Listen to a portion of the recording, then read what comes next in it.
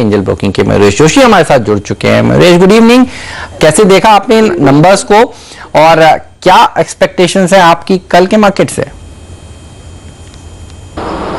Evening है Manjay. I think clearly जो inflation के आंकड़े आई थिंक मोर और less in line with expectations थे। आईआईपी के आंकड़े जैसे प्रदीप जी ने बताया आई थिंक एक्सीडेड एक्सपेक्टेशंस, लेकिन एक चीज ध्यान में रखनी चाहिए कि जो कंसिस्टेंसी होनी चाहिए वो आईआईपी के आंकड़ों में दिख नहीं रही है। तो I think there has to be consistent numbers over the next 3 months, और अगर कंसिस्टेंसी सारे सेक्टर्स में दिखे, user based and non user based as well, तो I think we can say there is a cyclical recovery that is happening. But तब तक I think the markets will rejoice sentimentally. Yes, I think numbers अच्छे हैं, पर मुझे अभी भी लगता है आई थिंक 8200 8250 पे आई थिंक एक बहुत स्ट्रॉन्ग रेजिस्टेंस फेस करेगी निफ्टी।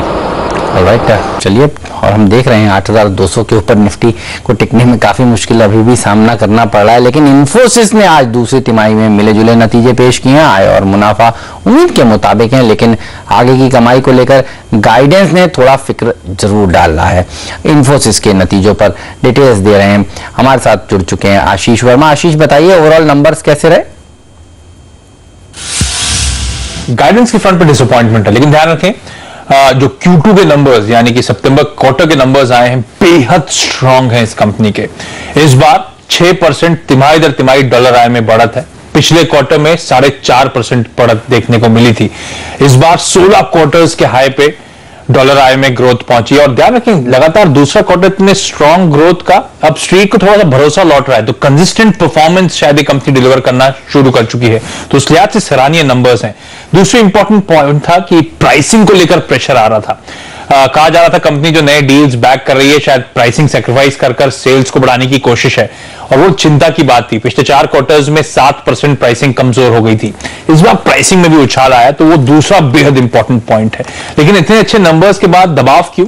वो जो आपने पॉइंट हाईलाइट करा गाइडेंस का, वो दिक्कत की बात है। इतने स्ट्रांग 2 क्वार्टर्स के परफॉर्मेंस के बाद कंपनी कहती है कि बचे हुए 2 क्वार्टर में अच्छा परफॉर्मेंस नहीं देखने को मिलेगा, अपनी पूरे साल की जो डॉलर आय में ग्रोथ थी उससे कम कर देती है कंपनी, तो वो दिक्कत की बात है। इसका मतलब है कि जो इस साल का सेकंड हाफ है शायद चैलेंजिंग रहेगा। एक तो ट्रेडिशनली वीक रहता है आईटी कंपनीज के लिए, दूसरी दिक्कत की बात जो डॉलर मजबूत हो रहा है बाकी करेंसीज का, उसका इंपैक्ट होगा। तीसरा, इस मैनेजमेंट ने हाईलाइट करा है कि कुछ क्लाइंट स्पेसिफिक इश्यूज भी सामने आ रहे हैं, इसीलिए दिक्कत की बात है। और इस पे आप देख लीजिए सीएफओ साहब का रिजाइन करना या फिर ईसॉप स्कीम को मंजूर कर देना, तो 2% डायल्यूशन आना है, तो ये सब मिलकर दिक्कत पैदा कर रहा है इस समय। इसीलिए Q2 स्ट्रांग था, आउटलुक को लेकर थोड़े से कंसर्न, और इसीलिए स्टॉक आज दबाव के साथ बंद हुआ। बिल्कुल, और हम देख रहे हैं इस समय इन्फोसिस का एडीआर आप देखिए किस तरह से ट्रेड कर रहा है। 7% की गिरावट एडीआर में इस समय देखने को मिल रही है। हमने देखा था करीब 4% नीचे जाकर इन्फोसिस के स्टॉक ने क्लोजिंग दी थी, और अगर डेज हाई से गिने तो आप देखेंगे 8.5% की गिरावट देखने को मिली थी इन्फोसिस के स्टॉक में। खुलते एक बार ऊपर गया जब नंबर्स आए, लेकिन उसके बाद जब गाइडेंस का नंबर आया तब लोगों को समझ में आया और यहाँ पर दबाव बना। नरेश, अब इन्फोसिस आगे कैसे बिहेव करेगा और यहाँ पर क्या राय रखते हैं आप? सो क्लियरली जैसे आशीष जी ने प्रोज ऑन कॉन्स किए हैं, आई थिंक वेइंग आउट अगर हम करें तो आई थिंक जो सेंटिमेंटल नेगेटिव एस्पेक्ट्स हैं हेडविंड्स को लेके, specifically in terms of what kind of revenue one can expect, थोड़ी आई थिंक दिक्कतें हैं। लेकिन मुझे लगता है आई थिंक जो upper end of the constant currency band है 10 to 12% with the kind of growth posted by the company आराम से सरपास कर पाएगी इन द रिमेनिंग 2 क्वार्टर्स। जहां तक की वर्टिकल्स का सवाल आया, retail, insurance, energy, telecom, I think ये वर्टिकल्स आई थिंक जनरली दिक्कत में है। तो I think general discretionary demand and spending going up is going to take time. So I think structurally आप कैसे देखते हैं आईटी कंपनियों को, I think that is one viewpoint. अगर आपका 1 से 2 क्वार्टर का व्यू है तो clearly I think IT companies can underperform, क्योंकि सेकंड हाफ आईटी कंपनियों के लिए ट्रेडिशनली वीक माना जाता है, जहां बजट फॉर्म अप होते हैं, Q3 में फॉरलॉग्स होते हैं, और Q4 में आई थिंक जहां पे बजटिंग होती है वहां पे थोड़े आई थिंक क्लाइंट विंस के नंबर्स कम हो जाते हैं। तो क्लियरली अगर आपका एक 4 से 6 क्वार्टर का व्यू होता है, हमें अभी भी लगता है अगर ये large cap stocks Infosys, TCS, HCL tech यहाँ से 7-8% करेक्ट होते हैं, तो रेगुलर इंटरवल्स पे अगर आप बाय करते हैं और 4 से 6 क्वार्टर तक होल्ड करते हैं, तो I think in constant currency terms plus utilisation levels going up और valuations remaining attractive, I think it becomes a very optimistic case. तो मुझे लगता है आई थिंक डिक्लाइंस पे ये तीनों ही स्टॉक अगर लॉन्ग टर्म इन्वेस्टर्स खरीदते हैं तो they can make good money over the next 12 to 15 months. Alright, फिलहाल इन्फोसिस का एडीआर 7% की कमजोरी के साथ यूएस में ट्रेड हो रहा है, आप देख सकते हैं। हालांकि डाउ जोन्स अगर आप देखें तो 21 पॉइंट की बढ़त बढ़त देखने को मिल रही है। बिल्कुल सुस्ती भरा एक रेंज में दरअसल अमेरिका के बाजार इस समय ट्रेड कर रहे हैं, लेकिन अर्निंग सीजन है। कल डीसीबी के नंबर्स बाजार जब कारोबार कर रहा होगा तब आएंगे और बाजार बंद होने के बाद टीसीएस के नंबर्स आएंगे।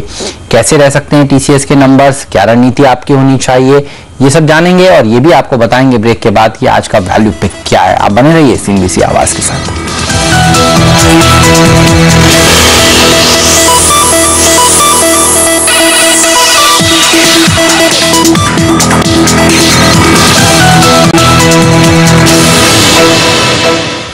स्वागत है आप सभी का सीएनबीसी आवाज पर। आप देख रहे हैं स्टॉक टॉक। ब्रेक से पहले हमने आपको बताया टीसीएस में आपकी क्या रणनीति होनी चाहिए अब नतीजों के बाद, लेकिन कल जो नतीजे आने वाले हैं उसमें टीसीएस का आंकड़ा इंपॉर्टेंट होगा।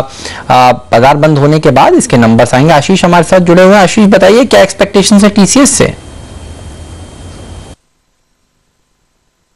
देखिए, कल शाम बाजार बंद होने के बाद टीसीएस अपने तिमाही रिजल्ट्स घोषित करेगा। बेहद इंपॉर्टेंट नंबर्स होंगे और इंपॉर्टेंट इसीलिए क्योंकि बीते लगातार 4 तिमाहियों से ये कंपनी जो हमारी एक्सपेक्टेशंस थी उससे कमजोर परफॉर्मेंस कर रही है और इसीलिए आपने देखा है स्टॉक में भी अपने पीयर्स के मुकाबले एक तगड़ा अंडर परफॉर्मेंस देखने को मिला है। लेकिन इस बार क्योंकि एक तो वैसे भी Q2 जो है स्ट्रॉन्ग क्वार्टर होता है, काफी लोग बेट कर रहे हैं कि शायद टीसीएस बेहतर रिजल्ट्स डिलीवर करेगा। जहां तक हमारी एक्सपेक्टेशंस की बात है, हम एक्सपेक्ट कर रहे हैं दूसरी तिमाही में डॉलर आय में 3.5% की बढ़त। कांस्टेंट करेंसी में अगर आप देखेंगे तो 4-4.25% के आसपास की ग्रोथ एक्सपेक्टेड है। लेकिन ध्यान रखें, किसी भी केस में अगर 4% से नीचे कांस्टेंट करेंसी में डॉलर रेवेन्यू ग्रोथ आती है तो शायद एक स्ट्रीट के लिए यहां पे डिसअपॉइंटमेंट होगा।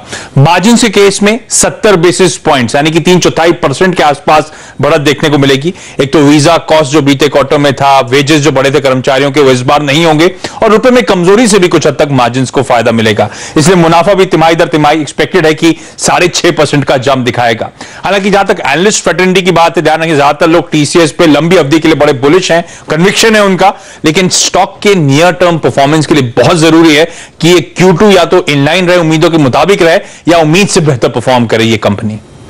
शुक्रिया आपका इस जानकारी के लिए। ये तो बात टीसीएस की जिसके नंबर्स कल आएंगे बाजार बंद होने के बाद, लेकिन निफ्टी को आपको किस तरह से ट्रेड करना चाहिए कल के सत्र में, चलिए आपको बताते हैं। नीरव वखारिया ग्लोब कैपिटल के, इनको लगता है बेचकर चलना चाहिए। 8100 का लक्ष्य है उनका, 8185 का स्टॉप लॉस रखिए। Ashutosh Sharma marks growth capital के, उनको भी लगता है कि बेचकर चलिए, उनका भी लक्ष्य दरअसल 8100 का ही है। 8190 का वो आपको स्टॉप लॉस बता रहे हैं, लेकिन आरके ग्लोबल के राकेश बंसल, उनका मानना है कि 8208 तक जा सकता है। निफ्टी कल के सेशन में 8095 का एक स्टॉप लॉस भी आपको जरूर रखना चाहिए। तो बात हुई निफ्टी की, लेकिन कल आपको कौन सा ऐसा स्टॉक है जिसमें लॉन्ग टर्म अपॉर्चुनिटी देखने को मिल रही है? वैल्यू पिक जानते हैं। हमारे साथ हमारे एक्सपर्ट मयूरेश बने हुए। मयूरेश बताइए कहां पर बुलिश हैं आप? मुझे जो स्टॉक पसंद आ रहा है उसका नाम है टीवीएस श्रीचक्र। अगर हम देखें तो ये इस कंपनी 2 व्हीलर्स मार्केट की मार्केट लीडर है हुई है मार्केट में। पहले तिमाही के रिजल्ट बहुत बेहतरीन आए थे, एबिटा मार्जिन की में 16.5%, और जैसे हम देख रहे हैं कैपेसिटी एक्सपेंशन कर रही है Honda motorcycle from 4.6 million units से 6.4। हीरो मोटोकॉप अगर हम देखें तो I think that expanding from 7.7 to 9.9, और इनके जो पेडिग्री क्लाइंट्स हैं Yamaha, Bajaj, I think that servicing everybody. दूसरी बात ये देखनी चाहिए कि जो इनकी मिचेलिन के साथ टाइप हुई है वहां पे उनको एक बहुत बड़ा होगा बायस टायर्स का आउटसोर्सिंग के लिए कॉन्ट्रैक्ट, और उनकी जो एग्जिस्टिंग कैपेसिटी है 2.3 lakh tyres per month, I think they will utilise this capacity to the fullest. तीसरी बात, आई थिंक इनकी जो एक्सपोर्ट्स है 13%, they will try to grow it, जिसकी वजह से मार्जिन में एक अक्रीशन आ सकता है। And the biggest kicker will be probably the EBITDA margin expansion because of falling raw material prices, both crude oil derivatives as well as rubber. तो मुझे लगता है in terms of core financials top line में एक 12.2% की growth आनी चाहिए, close to 2400 crores। EBITDA margin की जैसे मैं बात कर रहा था should stabilise between 15 and 16%, and bottom line growth should be equally stupendous coming at 205 crores इन FY17। क्योंकि कैश फ्लो स्ट्रॉन्ग होंगे, इनकी डेट जो है बुक्स पे that should come below 200 crores इन FY17। इंटरेस्ट पेमेंट्स अच्छे खासे कम होने चाहिए और return ratio should improve drastically. So the current junction I think it's trading close to 10.7 times FY12 earnings. हमें लगता है 267 रुपीज का EPS कंपनी आराम से रिपोर्ट कर सकती है FY17 में, और अगर हम 12 का एक फॉरवर्ड वैल्यूएशन दें तो मुझे लगता है target price of 3210 on TVS Srichakra over the next 9 months is not rolled out. बेहतरीन कंपनी टीवीएस श्रीचक्र 3210 तक के लेवल्स देखने को मिल सकते हैं 9 महीने के अंदर अंदर। ये रहा है हमारे एक्सपर्ट की। वक्त है एक ब्रेक का। ब्रेक के बाद सवाल जवाब का सिलसिला शुरू करेंगे। आप देखते रहिए सीएनबीसी आवाज।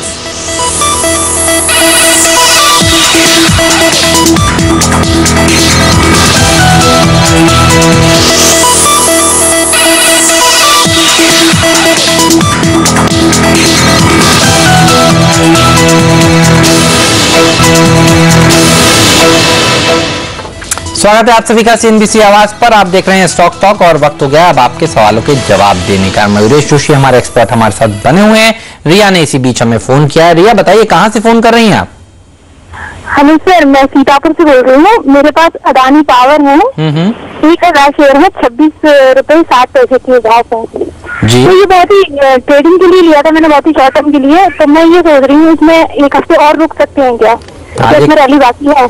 आज एक अच्छा रनअप देखने को मिला था, ₹2.5 का मुनाफा भी हो रहा है। मयूरेश हफ्ते भर का ही व्यू है, बताइए क्या राय होगी? तो क्लियरली आई थिंक मैं हफ्ते भर देखा नहीं है जी, लेकिन क्योंकि इनका हफ्ते भर का व्यू है, आई थिंक क्लियरली रैलीज पे निकल जाना चाहिए, क्योंकि बैलेंस शीट में कोई दम नहीं है। आई थिंक इतनी पावर कैपेसिटी एडिशन किया है, काफी टाइम लगेगा कैश फ्लोज इंप्रूव करने, but yes exit on rally. निकलिए स्टॉप लॉस के साथ इस पोजीशन को आप ट्रेल भी कर सकते हैं। लीना जी ने भी हमें फोन किया है। लीना जी आप कहां से फोन कर रही हैं? मुंबई से फोन करें। बताइए। मैं 25 शेयर सेंचुरी टेक्सटाइल 778 रुपीज में लिए हैं। लॉन्ग टर्म के लिए कैसे अभी एवरेज कर सकते हैं क्या? काफी दिन पुरानी खरीद लगती है आपकी लीना जी। हाँ। और काफी बड़ा नुकसान भी हो रहा है, करीब ₹250 प्रति शेयर का। सेंचुरी टेक्सटाइल मेरे ट्रैक करते हैं आप इसे? ट्रैक तो नहीं करते हैं जी, लेकिन एक अल्टरनेट इन्वेस्टमेंट को जरूर सजेस्ट कर सकता हूँ with in the same pack. I think CRM silk mills मुझे बहुत पसंद आ रहा है। EBITDA मार्जिन में एक थोड़ा कंप्रेशन दिखा था Q1 में, लेकिन आगे के क्वार्टर्स में मुझे लगता है आई थिंक एक 12-12.5% की मार्जिन आ सकती है। ब्लेंडेड फैब्रिक्स में मार्केट लीडरशिप पोजीशन है, वहाँ पे वॉल्यूम ग्रोथ अच्छी है, garments is doing reasonably better. इनकी जो डिविडेंड पे आउट अगले 2 साल में ₹10 से बढ़ के ₹12 या ₹15 हो सकती है, और clearly written ratio should improve drastically. तो मुझे लगता है अल्टरनेट इन्वेस्टमेंट अगर ये सीआरएम सिल्क मिल्स डिक्लाइन पे देखते हैं और अगले 1-2 महीने एक्यूमुलेट करते हैं, होल्ड आउट फॉर 1 ईयर, और target of 1225-1250 on CRM is not ruled out. Right, चलिए वक्त है आपसे विदा लेने का। जाने से पहले कोई डिस्क्लोजर्स आज के लिए? हेमंत जी, जो भी स्टॉक्स की हमने चर्चा की, मेरी पर्सनल होल्डिंग तो है नहीं, लेकिन इट इज पॉसिबल कि हमने सारे स्टॉक्स हमारे क्लाइंट्स के साथ डिस्कस किए हों, एंड क्लाइंट्स में be having holdings in this position. शुक्रिया आपका समय निकालने के लिए, सीएनबीसी आवाज पर आने के लिए, हमारे और हमारे दर्शकों के सभी सवालों के जवाब देने के लिए। स्टॉक टॉक में फिलहाल मुझे दीजिए इजाजत। आप बने रहिए सीएनबीसी आवाज के साथ। स्टॉक टॉक देखने के लिए धन्यवाद, नमस्कार।